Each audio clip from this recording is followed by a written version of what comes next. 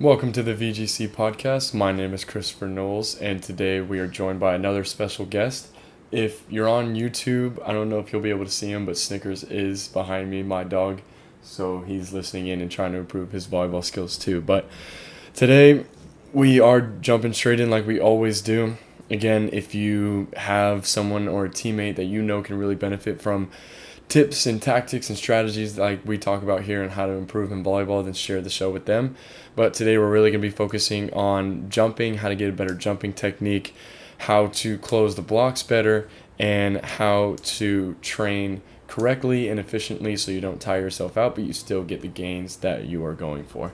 So let's dive straight in. These questions are actually also from our community, the VGC community. A lot of questions get asked in that community and environment because we answer a lot faster in there because they are our members, they are our players. I pulled a couple of the questions from that community because I think they are very common questions that we get with people outside of the community as well. So if you want to join these players, then you can hop in the community. Our links in our bios, whatever platform you're watching this or listening to this on. But today's questions are not TikTok comments. They will be coming from the community Q&A section. So if we dive straight into the first one, how can I improve my jumping technique? So I think jumping technique is a thing that's not really taught at all, like in actual clubs, right? You can see a lot of videos on Instagram about it. But something for me is I don't think I was ever really taught the jumping technique. I was taught a little bit of things how to fix it, but never just step by step. Here are the big bubble things of what you want to focus on when you're getting a better jumping technique, right? So the big three bucket things that you want to work on is your arms, your timing, and your legs, right? So first thing I want to talk about is timing, right? Making sure that your approach actually has a cadence to it. So for a left-handed approach, I've seen like the way I was taught it is left, right? If you're doing, no, that's for a right-handed. I'm saying it's for lefties. I'm sorry, for right-handed people, the approach I was always taught like the way my coaches would say it in a cadence was left, right? So subconsciously that just taught us to like have a cadence, and then for me it was right, left, right. And I think today, if you look at most kids' approaches, it's left, and right, left, right? There's no cadence to it. It's just stepping and doing the steps. You know what I mean? And so I think something we really want to focus on with timing is having a cadence to it, right? So left, right, left, right, because that timing is going to be able to help you build more momentum, and it helps you like slow yourself down so you can adjust and see the set that you're getting, right? And see what's unraveling, gives you time to react and make a better decision, right? So focus on timing first, of seeing that your feet are actually in a cadence and you're not just doing the steps, right, as fast as you can. And then the second thing is arms, so making sure that you're loading and getting your arms as far back as you can. Something we've seen with videos that players have sent in is they'll keep their hands by their side and then just do the steps with their arms right next to their hips, and then they'll just jump straight up and bring their arms up like a shoulder pull and try to get up and swing, right? There's no momentum and energy being built up from that. So what we really want to focus on with our arms is getting them back as far as we can and then swinging them up, because when you start really working like that with your arms, it does truly help build more momentum going up rather than forward, which is always what we want. And then the legs, as far as like loading low, right? A lot of players don't make an aggressive approach to where they're practically just like standing up when they try to make their jump. And so like think about it like a rubber band. The more you stretch out the rubber band, the faster it's going to snap back, right? If you barely stretch it out at all, there's not going to be a huge reaction, right? So that's the same thing as when you don't load low and you don't approach and bend actually at the knees to jump up, then you're not harnessing the amount of power that you truly have in your legs to jump as high as you can, right? So make sure that you're actually getting low with your legs when you're going in that step close and firing up like a rubber band rather than making no tension in your legs and trying to jump practically from straight legs, right? And the better you can jump, right, and have a better jumping technique, the better you can jump, the longer and the more that you can jump, right? That's more thinking about it like a longevity thing. Is if you don't have a great jumping technique, you're going to have joint problems, physical problems, right? Pains, maybe even like tear a couple things in worst case scenario, right? But the better you have a greater jump technique, the more longevity you'll have because you're not damaging your body since you're doing it correctly. So making sure that you're focusing on those three things, those are the biggest three key things that I think go into a great approach, in my opinion, in jumping technique. So focus on those three things: arms, timing, and legs, and you'll be good to go. Question number 2, I want to give thanks to this whole community, and I want to ask how to close the seam between your outside blocker more efficiently without taking big crushes mid-air. I think that's supposed to say crushes, but how to close the seam between your outside blocker more efficiently without taking big crushes mid-air. So this is a lot more for middles, obviously, but I think the two biggest things to focus on with closing blocks better, not even just on the outside, but the right side as well, is focusing on stopping yourself with your outside foot and being more focused on the hitter, right? So the first thing is stopping yourself on the outside foot, right? So I coach a 16s team at my previous club I played at, and I'm working with a pin that kind of does the same thing, but it does apply for middles, is he would go out and make a swing block and jump up and drift a ton, right? That's what middles are talking about. That's what this question is talking about, is drifting, right? And the reason that blockers drift is because they didn't utilize the strength they have in their outside foot to stop that sideways momentum they were building up in their swing block. And so when they jumped, that momentum just kept taking them sideways, you know? So what we really want to focus on is using our outside leg. So our outside leg is basically whatever leg we're going towards, right? So if you're a middle and you're going left to the outside, your outside leg would be your left leg. If you're going to the opposite, if you're going to the right, your outside leg would be your right leg, right?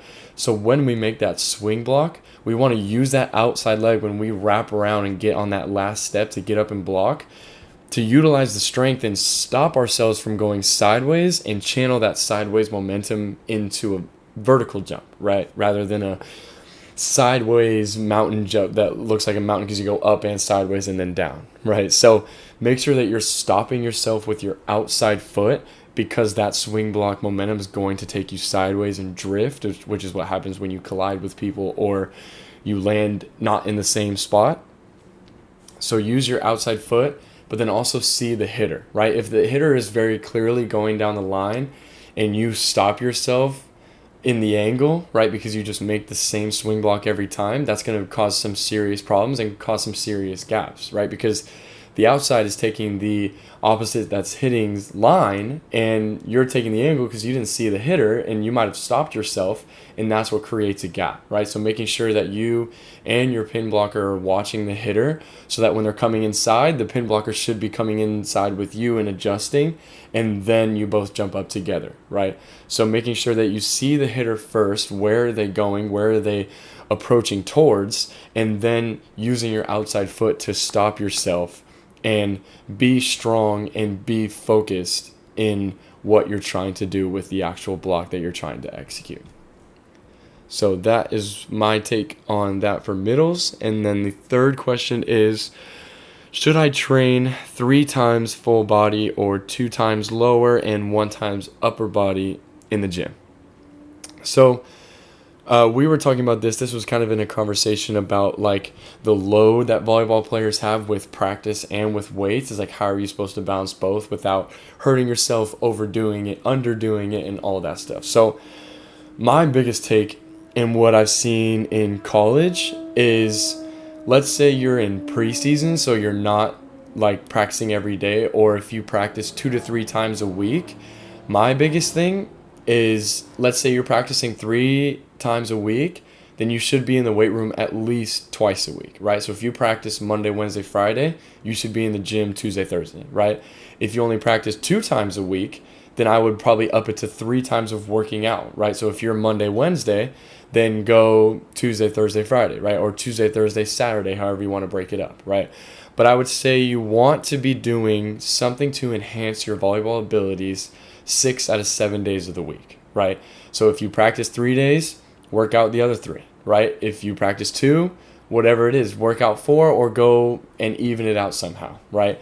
But the more you can get closer to 6 days of enhancing your abilities out of a 7-day week, the better, right? So that's just as far as if you don't want to put too much load, but you also don't want to underdo it. That's my biggest piece of advice.